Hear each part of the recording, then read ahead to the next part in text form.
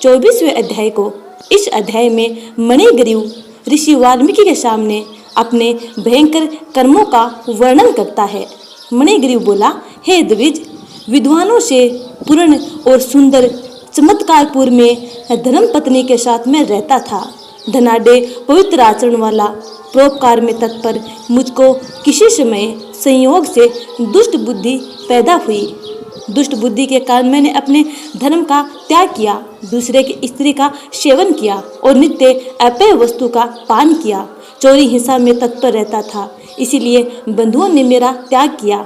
उसमें महाबलवान राजा ने मेरा घर लूट लिया। बाद में बचा हुआ जो कुछ धन था उसको बंधुओं ने ले लिया। इस प्रकार सभी से तिरस्कृत होने के कारण वन में निवास किया। स्त्री के साथ इस घोर वन में निवास करते हुए मुझ दुरात्मा का नित्य जीवों का वध कर जीवन निर्वाह होता है। हे ब्रह्मन, इस समय आप मुझ पातकी पर अनुग्रह करें। प्राचीन पुण्य के समूह से आप इस घोर वन में आए हैं। हे महामुनि, स्त्री के साथ मैं आपकी शरण आया हूँ। आप उपदेश रूप प्रसाद से कृतार्थ करने के योग्य हैं। जिस उपाय के करने से मेरी तीव्र दरिद्रता इसी क्षण में नष्ट हो जाए और अतुल वैभव को प्राप्त कर यथा सुख विचरूं।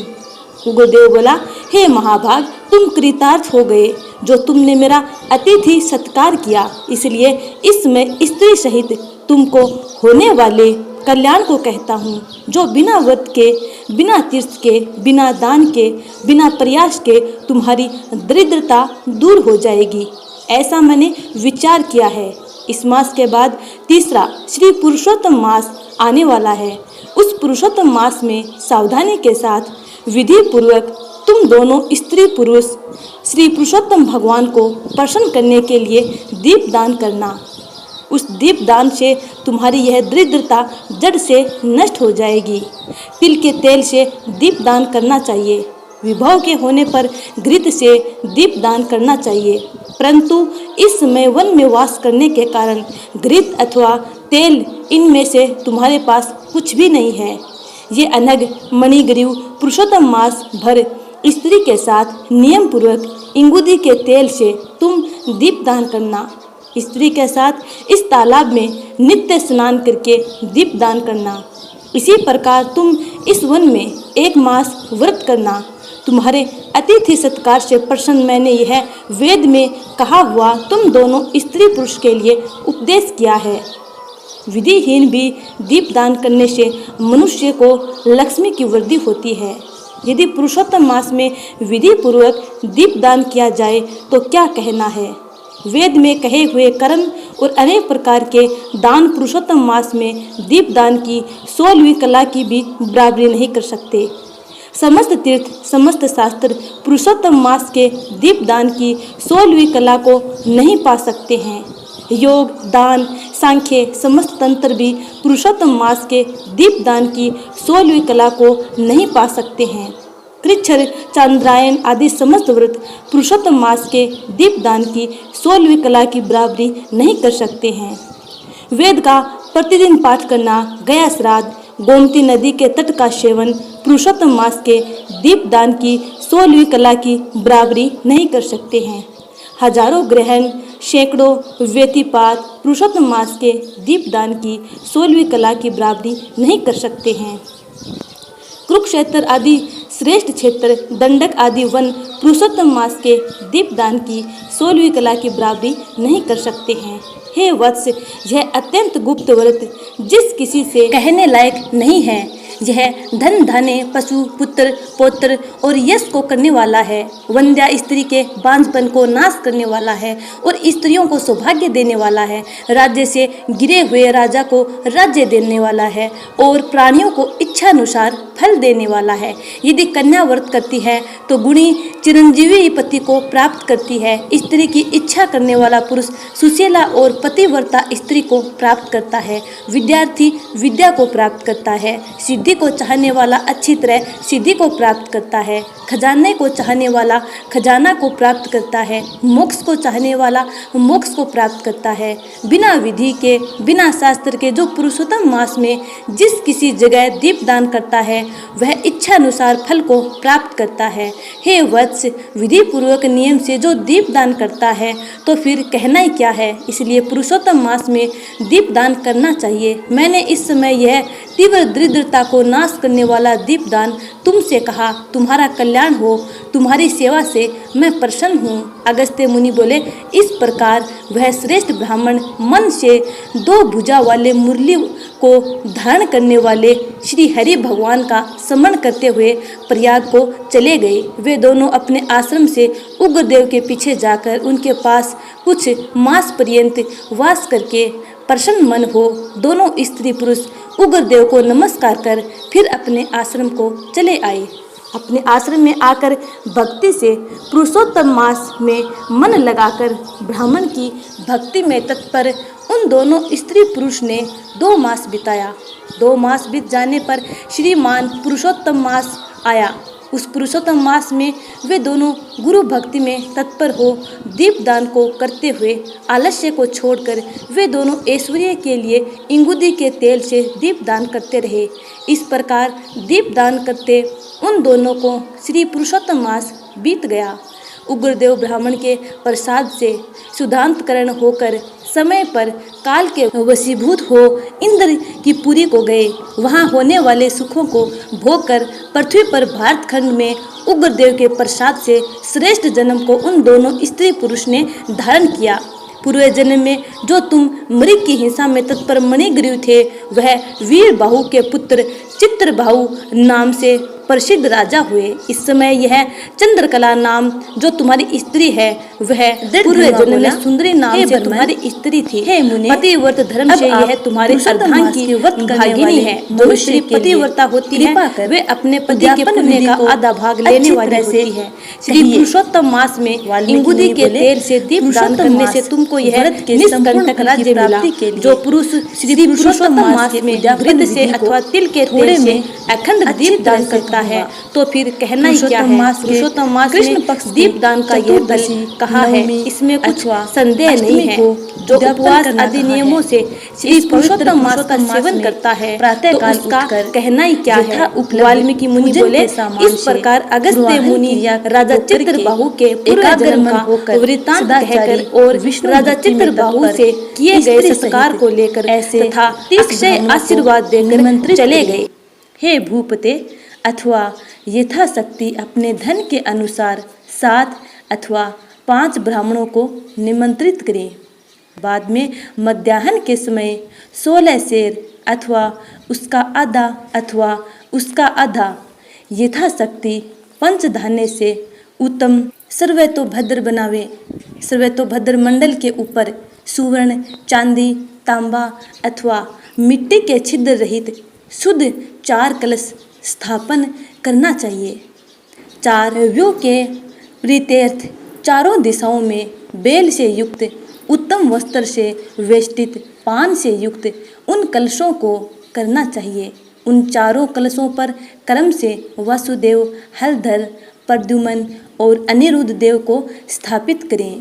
पुरुषोत्तम मास व्रत के आरंभ में स्थापित किए हुए राधिका सहित देव देवेश पुरुषोत्तम भगवान को कलश युक्त वहां से लाकर मंडल के ऊपर मध्य भाग में स्थापित करें। वेद वेदांग के जानने वाले वैष्णव को आचार्य बनाकर जप के लिए 4 ब्राह्मणों का वर्ण करें। उनको अंगूठी के सहित 2 वस्त्र देना चाहिए। प्रसन्न मन से वस्त्र आभूषण आदि से आचार्य को विभूषित करके फिर शरीर शुद्धि के लिए प्रायश्चित गोदान करें। तदंतर स्त्री के साथ पूर्वोक्त विधि से पूजा करनी चाहिए और वर्ण किए हुए 4 ब्राह्मणों से 4 व्यू का जाप कराना चाहिए और 4 दिशाओं में 4 दीपक ऊपर के भाग में स्थापित करना चाहिए। फिर नारियल आदि फलों से कर्म के अनुसार अर्घ्यदान करना चाहिए। घुटनों के बल से पृथ्वी में स्थित होकर पंचरत्नत और यथालब्ध अच्छे फलों को दोनों हाथों में लेकर श्रद्धा भक्ति से युक्त स्त्री के साथ हर्ष से युक्त हो प्रसन्न मन से श्री हरि भगवान विष्णु का स्मरण करता हुआ अर्घ्यदान करें। अर्घ्यदान का मंत्र, हे देव देव, हे पुरुषोत्तम, आपको नमस्कार है। हे हरे, राधिका के साथ आप मुझसे दिए गए अर्घ्य को ग्रहण करें। नवीन मेघ के समान श्याम वर्ण, दो भुजाधारी, मुरली हाथ में धारण किए पीताम्बरधारी देव राधिका के सहित पुरुषोत्तम भगवान को नमस्कार है। इस प्रकार भक्ति के साथ राधिका के सहित पुरुषोत्तम भगवान को नमस्कार करके चतुर्थेंत नाम मंत्रों से तिल की आहुति देवें। इसके बाद उनके मंत्रों से तर्पण और मार्जन करें। बाद में राधिका के सहित पुरुषोत्तम देव की आरती करें। अब नीराजन का मंत्र, कमल के दल के समान कांति वाले राधिका के रमण, कोटि कामदेव के सौंदर्य को धारण करने वाले देवेश का प्रेम से नीराजन करता हूँ। अथ ध्यान मंत्र, अनंत रत्नों से शोभायमान सिंहासन पर स्थित अंतर ज्योति स्वरूप वंशी शब्द से अत्यंत मोहित व्रज की स्त्रियों से घिरे हुए हैं, इसलिए वृंदावन में अत्यंत शोभायमान राधिका और कौस्तुभ मणि से चमकते हुए हृदय वाले शोभायमान रत्नों से जटित किरीट और कुंडल को धारण करने वाले आप नवीन पीताम्बर को धारण किए हैं। इस प्रकार पुरुषोत्तम भगवान का ध्यान करें। फिर राधिका के सहित पुरुषोत्तम भगवान को पुष्पांजलि देकर स्त्री के साथ साष्टांग नमस्कार करें। नवीन मेघ के समान श्याम वर्ण, पीत वस्त्रधारी अच्युत श्रीवत्स चिन्ह से शोभित उर स्थल वाले राधिका सहित हरि भगवान को नमस्कार है। ब्राह्मण को सुवर्ण के साथ पूर्ण पात्र देवें। बाद में प्रसन्नता के साथ आचार्य को बहुत सी दक्षिणा देवें। सपत्नीक आचार्य को भक्ति से वस्त्र आभूषण से प्रसन्न करें। फिर ऋत्विजों को उत्तम दक्षिणा देवें। बछड़ा सहित वस्त्र सहित दूध देने वाली सुशीला गो को घंटा आभूषण से भूषित करके उसका दान करना चाहिए। तांबे का पीठ, सुवर्ण का श्रृंग, चांदी के खुर से भूषित कर देवें। घृत पात्र देवें और उसी प्रकार तिल पात्र देवें। स्त्री पुरुष को पहनने के लिए उमा महेश्वर के प्रीतेथ वस्त्र का दान करें। 8 प्रकार का पद देवें और 1 जोड़ा जूता देवें। यदि शक्ति हो तो आयु की चंचलता को विचारता हुआ वैष्णव ब्राह्मण को श्रीमद् भागवत का दान करें। देरी नहीं करें। श्रीमद् भागवत साक्षात भगवान का अद्भुत रूप है। जो वैष्णव पंडित ब्राह्मण को देता है वह कोटि कुल का उद्धार कर अप्सरा गणों से सेवित विमान पर सवार हो योगियों को दुर्लभ गोलोक को जाता है। हजारों कन्यादान, सैकड़ों वाजपेयी यज्ञ, धान्य के साथ क्षेत्रों के दान और जो तुला दान आदि 8 महादान हैं और वेद दान हैं, वे सब श्रीमद् भागवत दान की 16वीं कला की बराबरी नहीं कर सकते हैं। इसलिए श्रीमद् भागवत को सुवर्ण के सिंहासन पर स्थापित कर वस्त्र आभूषण से अलंकृत कर विधि पूर्वक वैष्णव ब्राह्मण को देवें। कांसे के 30 संपुट में 30-30 मालपुआ रखकर ब्राह्मणों को देवें। हे पृथ्वीपते, हर एक मालपुआ में जितने छिद्र होते हैं उतने वर्ष पर्यंत वैकुंठ लोक में जाकर वास करता है। योगियों को दुर्लभ निर्गुण गोलोक को जाता है। जिस सनातन ज्योतिर्धाम गोलोक को जाकर नहीं लौटते हैं। 2.5 सेर कांसे का संपुट कहा गया है। निर्धन पुरुष यथाशक्ति व्रत पूर्ति के लिए संपुट दान करें अथवा पुरुषोत्तम भगवान के प्रीत्यर्थ मालपुआ का कच्चा सामान फल के साथ संपुट में रखकर देवें। हे नराधिप, निमंत्रित सपत्नीक ब्राह्मणों को पुरुषोत्तम भगवान के समीप संकल्प करके देवें। अब प्रार्थना लिखते हैं। हे श्री कृष्ण, हे जगत के आधार, हे जगत के आनंददायक अर्थात हे जगत को आनंद देने वाले, मेरे समस्त इस लोक तथा परलोक की कामनाओं को शीघ्र पूर्ण करें। इस प्रकार गोविंद भगवान की प्रार्थना कर प्रसन्नतापूर्वक पुरुषोत्तम भगवान का स्मरण करता हुआ स्त्री सहित सदाचारी ब्राह्मणों को भोजन करावें। ब्राह्मण रूप हरि और ब्राह्मणी रूप राधिका का स्मरण करता हुआ भक्ति पूर्वक गंधाक्षत से पूजन कर घृत पायस का भोजन करावे। व्रत करने वाला विधि पूर्वक भोजन सामान का संकल्प करे। अंगूर, केला, अनेक प्रकार के आम के फल, घी के पके हुए सुंदर उड़द के बने बड़े, चीनी घी के बने घेवर, फेनी खांड के बने मंडक, खरबूजा, ककड़ी का शाक, अदरक, सुंदर नींबू, आम और अनेक प्रकार के अलग अलग शाक, इस प्रकार 6 रसों से युक्त 4 प्रकार का भोजन सुगंधित पदार्थ से वासित गोरस को परोस कर कोमल वाणी बोलते हुए, यह स्वादिष्ट है, इसको आपके लिए तैयार किया है, प्रसन्नता के साथ भोजन कीजिए। हे ब्रह्मन, हे प्रभु, जो इस पकाए हुए पदार्थों में अच्छा मालूम हो उसको मांगिए।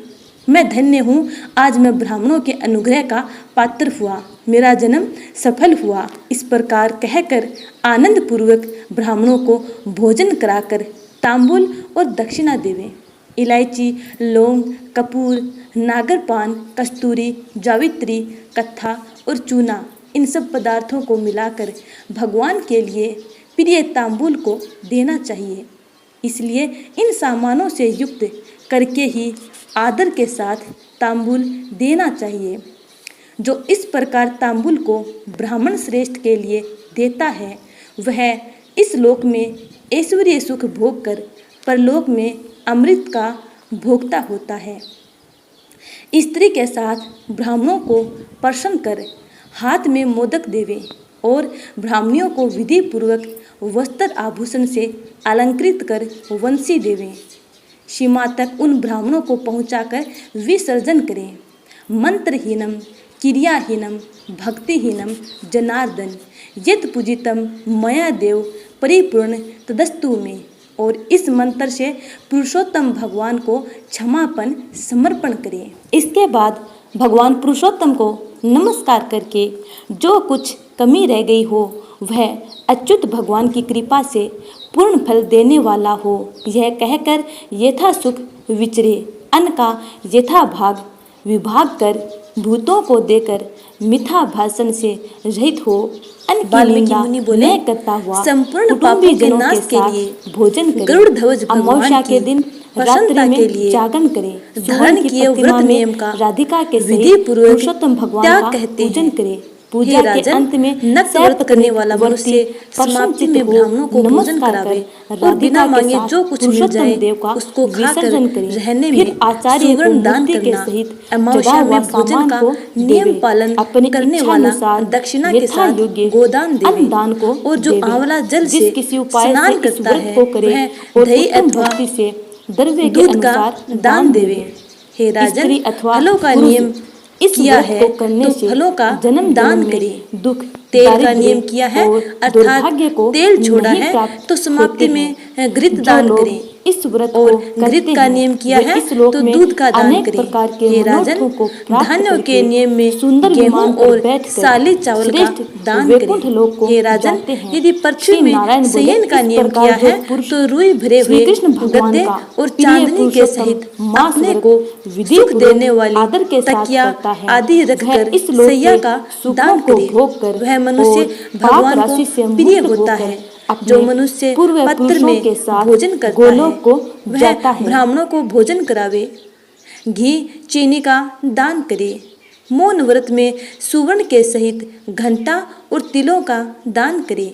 सपत्नीक ब्राह्मण को घी युक्त पदार्थ से भोजन करावे। हे राजन, नख तथा केशों को धारण करने वाला बुद्धिमान दर्पण का दान करे। जूता का त्याग किया है तो जूता का दान करें। लवण के त्याग में अनेक प्रकार के रसों का दान करें। दीप त्याग किया है तो पात्र सहित दीपक का दान करें। जो मनुष्य अधिक मास में भक्ति से नियमों का पालन करता है वह सर्वदा वैकुंठ में निवास करता है। तांबे के पात्र में घी और सुवर्ण की वत्ती रखकर दीपक का दान करें। व्रत की पूर्ति के लिए पल मात्र का ही दान देवें। एकांत में वास करने वाला 8 घंटों का दान करें। वे घट सुवर्ण के हों या मिट्टी के, उनको वस्त्र और सुवर्ण के टुकड़ों के सहित देवें। और मास के अंत में छाता जूता के साथ 30 मोदक का दान करें और भार ढोने में समर्थ बैल का दान करें। इन वस्तुओं के न मिलने पर अथवा यथोक्त करने में असमर्थ होने पर हे राजन, संपूर्ण व्रतों की सिद्धि को देने वाला ब्राह्मणों का वचन कहा गया है, अर्थात ब्राह्मण से सुफल के मिलने पर व्रत पूर्ण हो जाता है। जो मलमास में एक अन्न का सेवन करता है वह चतुर्भुज होकर परम गति को पाता है। इस लोक में एक अन्न से बढ़कर दूसरा कुछ भी पवित्र नहीं है। एक अन्न के सेवन से मुनि लोग सिद्ध होकर परम मोक्ष को प्राप्त हो गए। अधिक मास में जो मनुष्य रात्रि में भोजन करता है वह राजा होता है। वह मनुष्य संपूर्ण कामनाओं को प्राप्त करता है, इसमें जरा भी संदेह नहीं है। देवता लोग दिन के पूर्वाह्न में भोजन करते हैं और मुनि लोग मध्याह्न में भोजन करते हैं। अपराह्न में पितृगण भोजन करते हैं। इसलिए अपने लिए भोजन का समय चतुर्थ प्रहर का कहा गया है। हे नराधिप, जो सब बेला को अतिक्रमण कर चतुर्थ प्रहर में भोजन करता है, हे जनाधिप, उसके ब्रह्म हत्या आदि पाप नष्ट हो जाते हैं। हे महिपाल, रात्रि में भोजन करने वाला समस्त पुण्यों से अधिक पुण्य का फल पाता है और वह मनुष्य प्रतिदिन अश्वमेध यज्ञ के करने का फल प्राप्त करता है। भगवान के प्रिय पुरुषोत्तम मास में उड़द का त्याग करें। वह उड़द छोड़ने वाला समस्त पापों से मुक्त होकर विष्णु लोक को जाता है। जो पातकी ब्राह्मण होकर यंत्र में तिल पेरता है, हे राजन, वह ब्राह्मण तिल की संख्या के अनुसार उतने वर्ष पर्यंत रौरव नरक में वास करता है। फिर चांडाल योनि में जाता है और कुष्ठ रोग से पीड़ित होता है। जो मनुष्य शुक्ल और कृष्ण पक्ष की एकादशी तिथि में उपवास करता है वह मनुष्य चतुर्भुज हो गरुड़ पर बैठकर वैकुंठ लोक को जाता है और वह देवताओं से पूजित तथा अप्सराओं से सेवित होता है। एकादशी व्रत करने वाला दसवीं और द्वादशी के दिन एक बार भोजन करे। जो मनुष्य देव देव विष्णु भगवान के प्रीत्यर्थ व्रत करता है वह मनुष्य स्वर्ग को जाता है। हे राजन, सर्वदा भक्ति से कुसा का मुट्ठा धारण करे, कुस मुष्टि का त्याग न करे। जो मनुष्य कुसा से मल मूत्र कफ रुधिर को साफ करता है वह विष्ठा में कर्मी योनि में जाकर वास करता है। कुसा अत्यंत पवित्र कहे गए हैं। बिना कुसा की क्रिया व्यर्थ कही गई है, क्योंकि कुसा के मूल भाग में ब्रह्मा और मध्य भाग में जनार्दन वास करते हैं। कुसा के अग्र भाग में महादेव वास करते हैं, इसलिए कुसा से मार्जन करें। शूद्र जमीन से कुसा को न उखाड़े और कपिला गो का दूध न पीवे।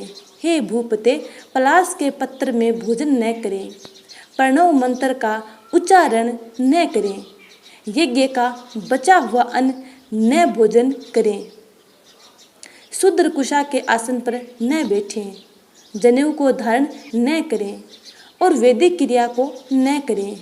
यदि विधि का त्याग कर मन माना काम करता है तो वह शूद्र अपने पितरों के सहित नरक में डूब जाता है।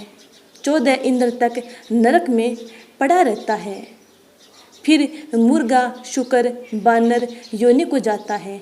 इसलिए शूद्र हमेशा प्रणव का त्याग करे।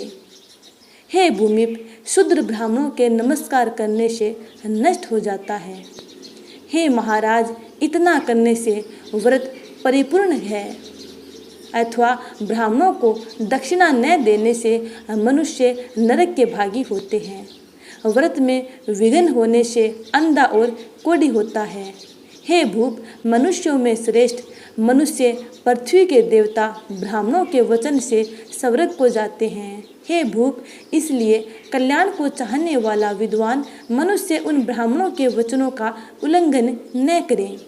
यह मैंने उत्तम कल्याण को करने वाला, पापों का नाशक, उत्तम फल को देने वाला, माधव भगवान को प्रसन्न करने वाला, मन को प्रसन्न करने वाला धर्म का रहस्य कहा।